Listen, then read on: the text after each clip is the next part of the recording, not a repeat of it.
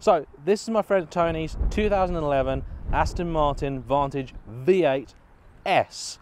Now, if you're not familiar with it, V8 Vantage is the baby of the Aston range. They've been out for about 200 or 300 years by now, and the S is the car that sits on the top of its little respective pile. It sits below the GT8 and GT12, which are very strictly limited edition run models, but this is meant to be a little sportier, a little more hardcore, a little more focused as a pure driver's car rather than sort of half driver's, half GT car. But many of the Aston trademarks are still there. Now, this is a car, the shape I'm very familiar with, and most of you probably will be. I mean, I used to live in London and these are a reasonably common sight, but I have to say they are still a really, really pretty car.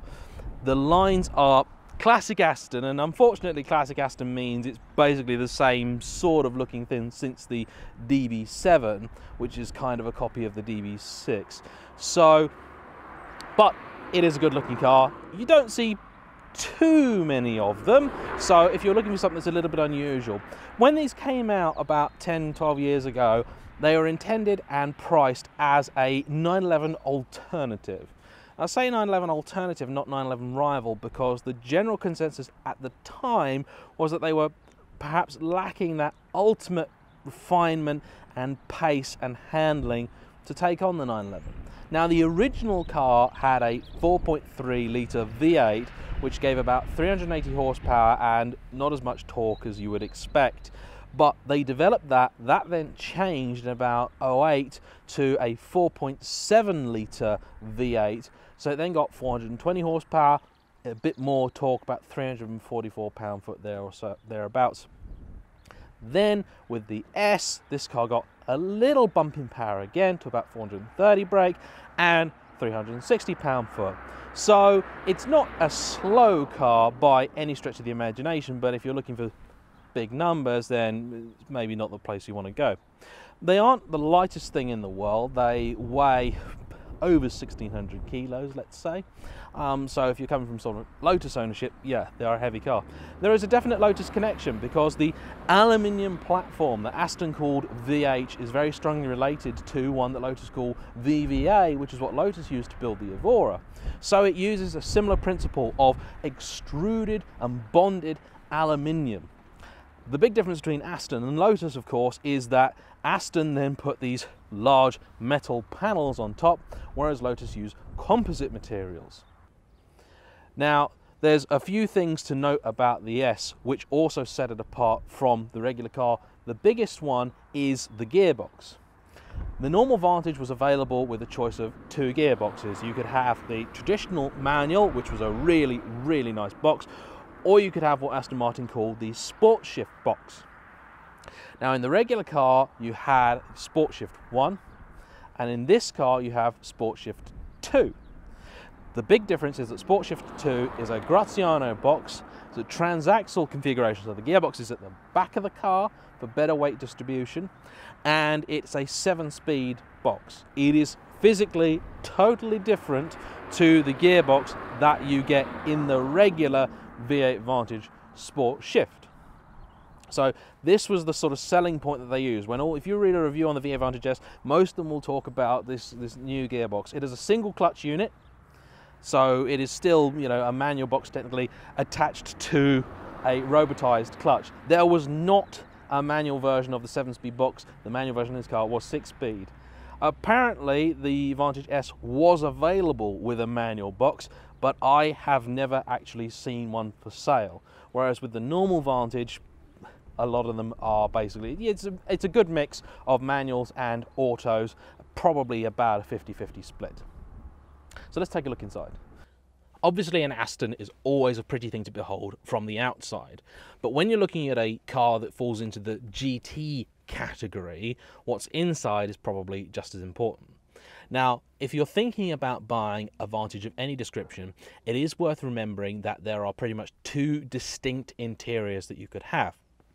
And they basically relate to whether the car is one of the facelift models with the larger engine or one of the earlier cars.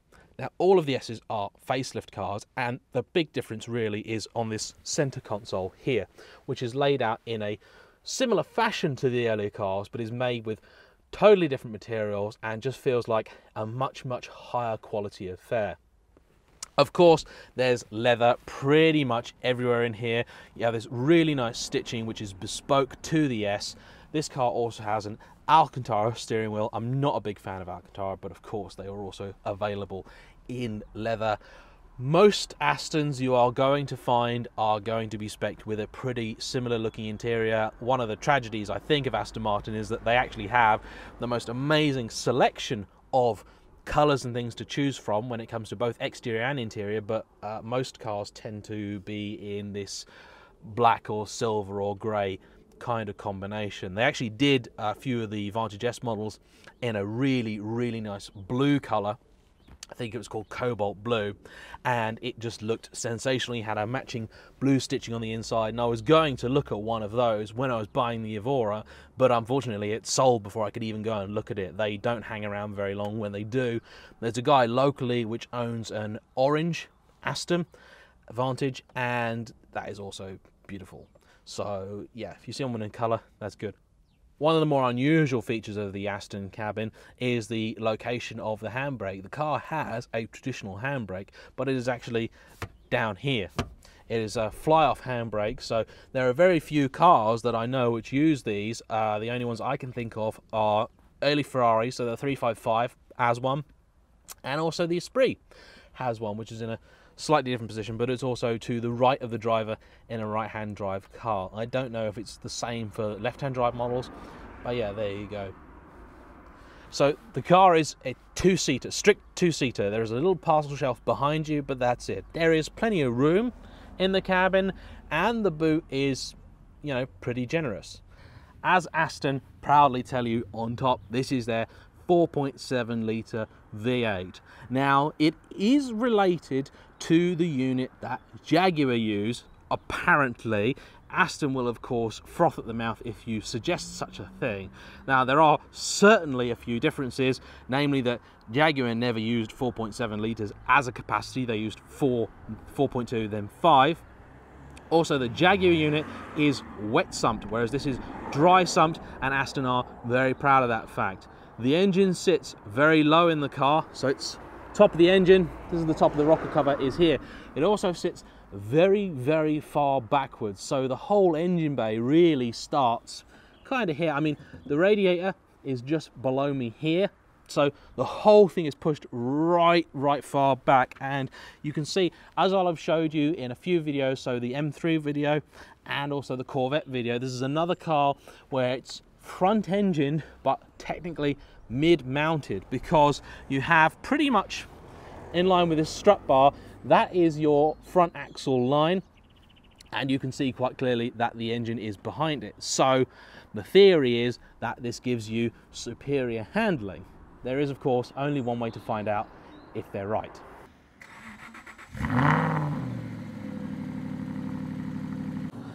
So to operate a fly-off handbrake, you lift it up. Or to put it off, you lift up, push the button in, then drop it down. Now, this car being a single clutch manual does not creep like an automatic would, which means it can be interesting for manoeuvring. Should we pop down that way? Yeah, best look.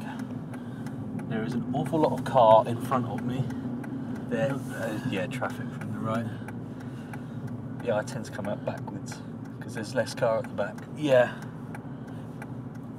See, compared to the Lotus, I feel like there's another car out there. All clear. Yeah, maybe.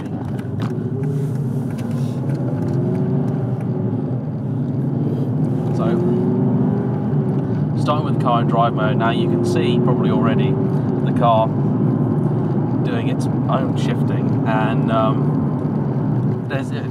Tony's going to hate me for saying it, but there's no way around it. It's not silky smooth. It's not. So I'm going to now switch into manual mode and try and have a bit of fun. Sport, then just whack a pedal, isn't it? That's right, yeah. So this car has a Quicksilver exhaust. Now, the way to drive this is very similar to the way you drive a lot of single clutch manual Gearbox type cars, which is that you kind of lift when you change, and when you lift just gently, it then is much smoother. Downshift is reasonably quick. Downshift is good.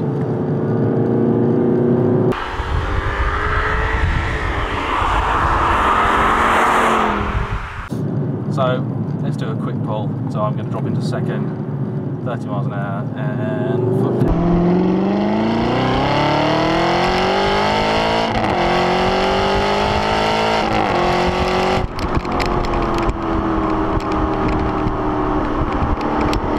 It is quick, but it isn't gentle. It's not hideous. I've had worse, definitely. Yeah, if you lift, it makes all the difference. The car's certainly rapid, definitely. Certainly on roads like this, where even doing 60 at some point can be tricky. The steering is certainly intuitive. The brakes and the throttle are very nice. The brakes are pretty well sorted. Often you can get into a car after being in, whatever it is, and get the brakes considerably wrong, either put nowhere near enough pressure or far too much on, but the Aston seems weighted as I would expect it to be. Now, it is quite difficult to get a price out of Aston Martin if you're just browsing online, but the short version is that if you want one of these, you're pretty much new anyway. You're certainly not going to get one for less than 100 grand. We'll clear that, won't we? We'll find out in a minute. Yeah. Oh yeah. I find it's the second bit. It's when the car comes back down. Yeah. That's where you suddenly go.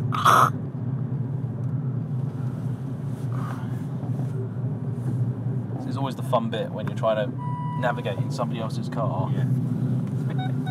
Now, there is no reversing camera in this car, which is something that in the Evora is essential. It is, I'm glad it's not an optional extra, because you would not want an Evora without the camera.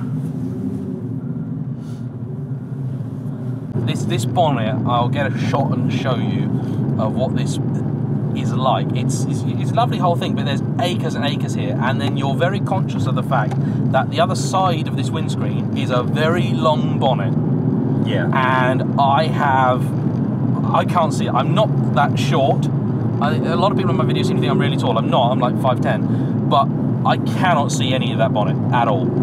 I used to have a Z4M coupe, and you could see the bonnet in that, which was really nice. Are you really 5'10"? Yeah, apparently. Why? I thought I was 5'9". Maybe I'm not. Oh God, I'm shorter than I thought I was. How is it on fuel? Well, it's no diesel. It's I think I get on average about 15 miles to the gallon. 15. 15. What do you get in your Evora? No, actually, I don't. You don't want to know. You don't want to know. Is it double that? Oh no. Yeah. Well, to be honest, I mean, I enjoyed the trip here this morning, so it's probably sat at low 20s. But if I'm on if I'm doing a cruise, if I'm just driving and just sat on the motorway at 70, I'll get about 31 out of it.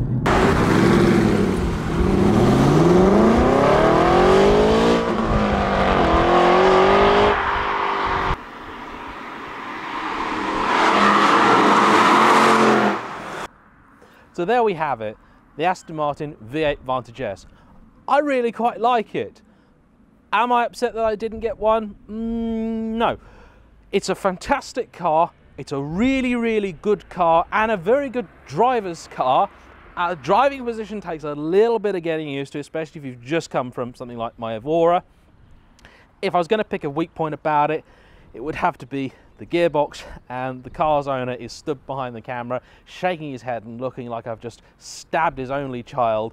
But it is a weak point. If they did do a manual one of these and it was in blue with black leather and blue stitching, if I had a dream multi-car garage, there will be one of these in there. In fact, if I was going to pick a car out of the whole Aston range, it probably would be this one. I'm not particularly keen on the stylistic direction that the DB11 is taking, and as much as the idea of a V12 in one of these sounds great, I think as a driving experience, this is hard to fault. It's got a good amount of power, torque, balance, everything else. It's a nice car, and it has aged incredibly well. I can't really think of much else that you compare it with. I will do another short video talking about this and my Evora, but they are genuinely two very different cars.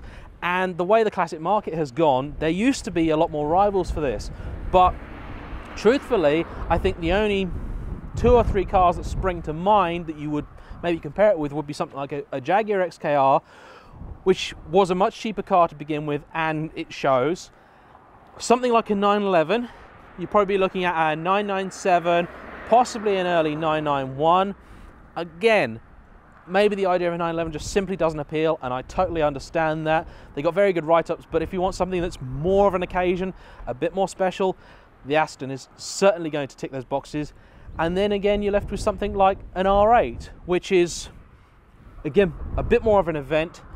Very nice to look at if you like it. I'm on the fence with the first generation R8. The interior of the R8 doesn't feel anywhere near as special. It's also very compromised in terms of practicality because the boot is tiny. This is a car you could genuinely sort of go touring with, which obviously is the kind of the point of an Aston Martin. So yeah, it's a thumbs up from me. Thank you guys for watching. Thank you very much to Tony for lending me his baby for half a day.